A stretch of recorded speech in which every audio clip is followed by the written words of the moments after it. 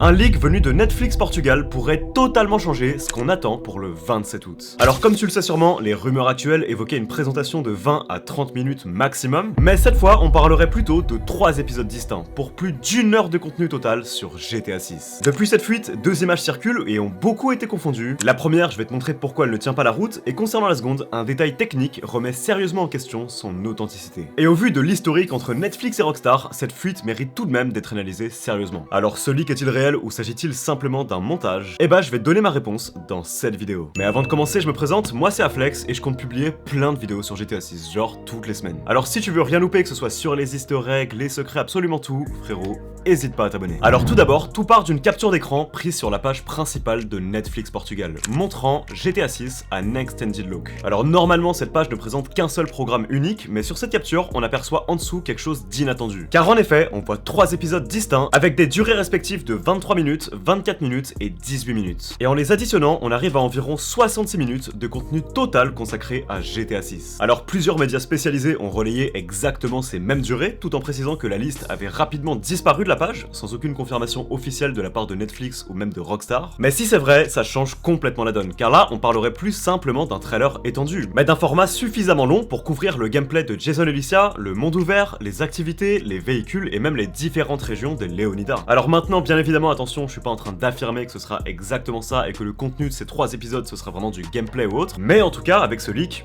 ça porte quand même vachement à confusion. Ensuite, parlons des 2 images qui circulent. Car en effet, voici pourquoi certains disent que c'est vrai et d'autres que c'est faux. En réalité, 2 images différentes circulent et c'est ça en fait qui complique absolument tout. La première image tout d'abord est celle qui a initialement fait le tour des réseaux, et la seconde est apparue plus tard, créée par quelqu'un qui voulait débunker l'original en affirmant qu'elle était générée par intelligence artificielle. Cette personne a simplement repris l'image et l'a fait passer dans un outil d'IA générative pour prouver qu'elle pouvait être reproduite artificiellement. Et du coup, si tu tombes sur cette seconde version, sache qu'elle est bien effectivement fausse, et a juste été générée pour illustrer un argument, elle est pas du tout officielle. Mais du coup, concentrons-nous sur la première image, étant donné qu'elle est potentiellement officielle. Alors faut savoir qu'un internaute sur Reddit a d'abord partagé cette capture et une analyse détaillée a ensuite été menée par toute la communauté pour vérifier son authenticité. Et le constat est sans appel, sur une vraie page Netflix, la section consacrée aux épisodes apparaît normalement au-dessus de la section plus de détails. Or, sur la capture du leak, les épisodes apparaissent en dessous, dans l'ordre inverse. Et quelqu'un est même allé jusqu'à recréer en environ 2 minutes avec les outils d'inspection du navigateur une page très ressemblante à celle du leak,